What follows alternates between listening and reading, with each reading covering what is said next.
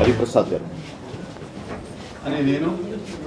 పిడుగు హరిప్రసాద్ అనే నేను ఆంధ్రప్రదేశ్ శాసన పరిషత్తు సభ్యునిగా ఎన్నికైనందున శాసనం ద్వారా నిర్మితమైన భారత రాజ్యాంగం పట్ల నిజమైన విశ్వాసం విధేయత చూపుతానని, భారతదేశ సార్వభౌమాధికారాన్ని సమగ్రతను కాపాడుతానని, నేను స్వీకరించబోయే కర్తవ్యాన్ని శ్రద్ధాశక్తులతో నిర్వహిస్తానని దైవసాక్షిగా ప్రమాణం చేస్తున్నాను.